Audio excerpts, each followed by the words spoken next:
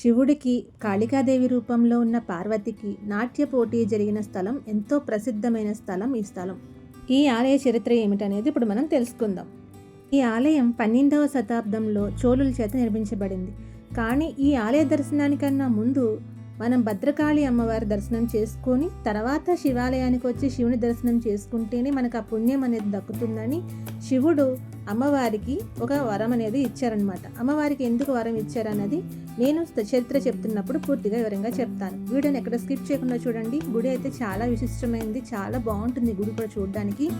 చెన్నై నుంచి వెళ్ళాలనుకుంటే కనుక ఒక 70 కిలోమీటర్స్, అలాగే తిరుపతి వచ్చిన వాళ్ళు లేదా కాంచీపురం వచ్చిన వాళ్ళు వెళ్ళడానికి కూడా ఒక 90 కిలోమీటర్స్ దూరంలో ఉంటుంది. తిరుత్తని నుంచి అయితే 30 కిలోమీటర్ల దూరంలో, అరక్కోణం నుంచి అయితే 15 కిలోమీటర్ల దూరంలో మనకి ఈ ఆలయం అయితే ఉంటుందండి. బస్సు వసతి కూడా చాలా ఉంది.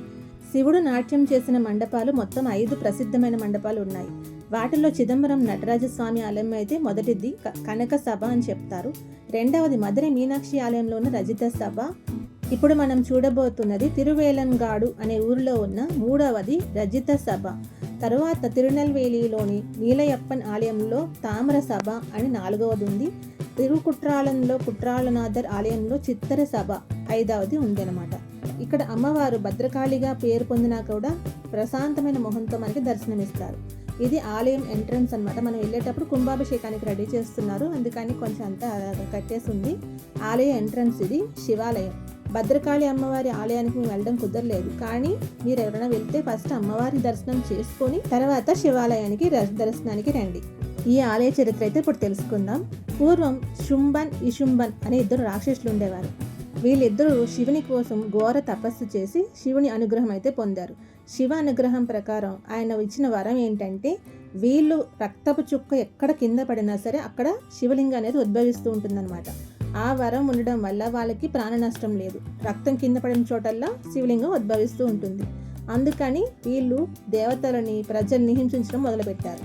వీళ్ళు ఆగడాలు తట్టుకోలేక దేవుళ్ళందరూ కూడా వచ్చి శివుడితో విన్నవించుకున్నారు. అప్పుడు శివుడు పార్వతీదేవిని నువ్వు కాళీ అవతారం ఎత్తి వాళ్ళని వధించు అని చెప్తారనమాట. అప్పుడు కాళికాదేవిగా పార్వతీదేవి అవతారంలో వచ్చి వాళ్ళని సంహరించడం అయితే జరుగుతుంది.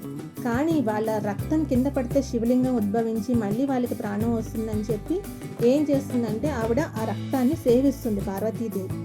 అలా రాక్షసుల రక్తాన్ని సేవించడం వల్ల ఆవిడ ఇంద్రియాల మీద నిగ్రహం అనేది కోల్పోయి ఆవిడ కూడా జనాలు అసలు కట్టుబాటులోకి రాకుండా దేవుళ్ళకి కానీ జనానికి కానీ అందరినీ కొంచెం ఇబ్బంది పెడుతూ ఉంటారనమాట.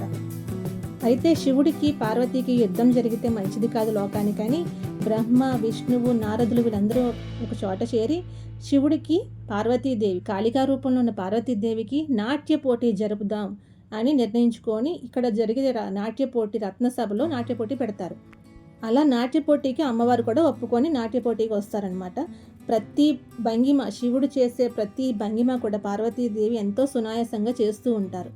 అమ్మవారి ఉగ్రరూపం నుంచి ఎలాగైనా శాంతపరచాలని శివుడు ఆఖరికి తన యొక్క ప్రత్యేకమైన నాట్యం ఊర్ధ్వ తాండవం అంటారు. ఊర్ధ్వ తాండవం అంటే శివుడు కుడికాలిపై నుంచొని ఆయన యొక్క చెవిరింగు కింద పడేసి ఎడమ కాలుతో ఆ రింగు తీసుకొని చెవికి పెట్టుకుంటారనమాట. ఇక్కడ మనకి ఆలయంలో కూడా అలాగే దర్శనమిస్తారు. స్వామివారి కాలు పైకి పెట్టి ఉంటుంది చెవి దగ్గరికి అంటాను. అది ఈ ఆలయం యొక్క ప్రత్యేకమైన విశేషం. ఎక్కడా కూడా శివుడు అనేది కాలు మన నటరాజ రూపంలో చూస్తుంటాం, కానీ అలా పైకి పెట్టి ఉండడం అనేది చూసే ఉంటాం. ఇది ఇప్పుడు మనం చూస్తుంది నాట్య సభ. ప్రస్తుతానికైతే డోర్ క్లోజ్లో ఉంది కదా, అది ఓపెన్ చేస్తే ఎదురుగుండా మనకి నటరాజస్వామి రూపంలో ఉన్న శివుడు అయితే కనిపిస్తారనమాట. ఇదే రజిత సభ. ఇక్కడే అమ్మవారు శివుడు పోటీ పడిన నాట్య సభగా చెప్తారు. శివుడు అలా తన కాలుతో చెవిరింగి పెట్టుకునేటప్పటికి అమ్మవారికి ఆ భంగిమ కొంచెం ఇబ్బంది అనిపించి ఆగిపోతారు. అప్పుడు అమ్మవారు తన ఓటమిని ఒప్పుకొని కొంచెం శాంతంగా ఉంటారనమాట. అందుకని మనం చూసామంటే కాళీ రూపం అంటేనే కొంచెం ఉగ్రంగా కనిపిస్తుంది, కానీ ఇక్కడ కాళికాదేవి రూపం ఉగ్రంగా ఉండదు. మోహం అయితే ప్రశాంతంగానే కనిపిస్తుంది ఆలయంలోనూ. మీరు కాళికాదేవి ఆలయం దర్శించుకోవడం మాత్రం మర్చిపోకండి. ఎందుకంటే అలా శాంతించిన అమ్మవారికి శివుడిచ్చిన వరం ఏంటంటే ముందుగా నీ దర్శనం చేసుకొని తర్వాత నా దర్శనానికి వస్తేనే వారికి ఆ పుణ్యఫలం దక్కుతుందని చెప్తారు, వరమిస్తారనమాట శివుడు పార్వతీదేవికి. ఇప్పుడు మనం చూస్తున్న ఈ ఆలయంలో మర్రి చెట్టు, చాలా పెద్ద మర్రి చెట్టు ఉంటుంది. ఈ ఆలయంలో ఉన్న శివుడిని వడారణ్యేశ్వరన్ అని కూడా పిలుస్తారండి. వడారణ్యేశ్వరర్ అంటే ఏంటంటే వడర్ అంటే మర్రి చెట్టు, అరణ్యం అంటే అడవి, ఈశ్వరర్ అంటే శివుడు. ఇక్కడ ఉన్న శివుడిని వడారణ్యేశ్వరర్ అని ఎందుకు పిలుస్తారంటే ఒకప్పుడు ఈ ప్రదేశం అంతా కూడా మర్రి చెట్టులతో పెద్ద అడవిలాగా ఉండేదన్నమాట, అరణ్యంలాగా. ఆ అరణ్యంలో ఒక మర్రి చెట్టు కింద శివలింగం స్వయంభూగా వెలిసింది. అలా వెలిసిన ప్రదేశమే ఈ వడారణ్యేశ్వర స్వామి వెలిసిన ఈ ప్రదేశం అనమాట. చాలా విశేషమైంది. ఇక్కడ కారైకాల అవ్వయార్ అని ఇంకొక అవ్వయార్ కథ కూడా ప్రసిద్ధమైందండి. అవ్వయార్ ప్రసిద్ధం ఎందుకైందంటే శివుడి దర్శనం కోసం అవ్వయారు ఎంతో పూజలు చేసి భక్తితోటి తాను తలకిందులుగా నడుచుకుంటూ కైలాసం చేరుకొని శివ దర్శనం చేసుకుంటుందన్నమాట అవ్వయారు. ఆవిడికి ఇక్కడ జీవ సమాధి అనేది జరిగింది.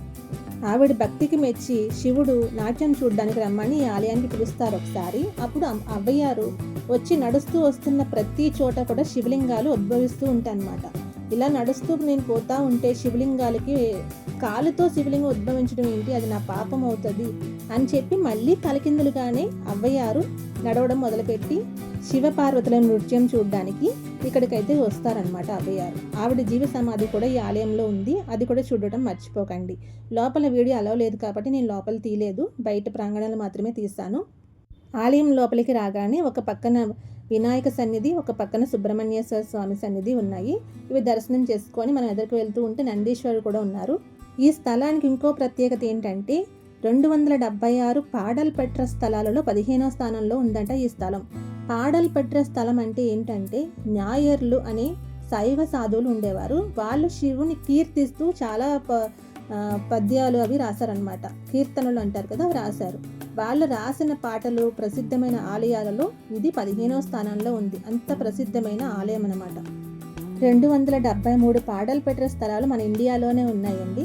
ఇంకొక ఒకటి శ్రీలంకలో 2 ఉన్నాయి, ఒకటి నేపాల్లో ఉందన్నమాట. మొత్తం 276 పాడల్పెట్ర స్థలాలు. డిసెంబర్ నుంచి జనవరిలో వచ్చే మార్గళి మాసం అంటారు తమిళంలో. ఆ మంత్లో మాత్రం ఇక్కడ తిరువత్తిరై అనే పూజ చాలా విశేషంగా చేస్తారంట. శివుడికి ప్రత్యేకంగా చేసే ఒక పూజ అది. దానికోసం ఇక్కడ చాలా రష్గా ఉంటుంది, చూసుకొని వెళ్ళండి. డిసెంబర్ టు జనవరి ఎవరైనా వెళ్ళాలనుకుంటే. శివరాత్రి రోజున కూడా ఈ శివాలయంలో చాలా విశేషమైన పూజలు జరుగుతూ ఉంటాయి. అందరికీ కూడా మనస్ఫూర్తిగా శివరాత్రి శుభాకాంక్షలు తెలుపుకుంటున్నాను. నేను చెప్పిన ఈ ఆలయ చరిత్ర మీకు నచ్చిందా, అర్థమైందా? అర్థమైతే కనుక కమెంట్ చేయండి. అలాగే మన ఛానల్ కొత్తగా చూస్తున్నట్టయితే please like, share and subscribe my channel. Thanks for watching friends.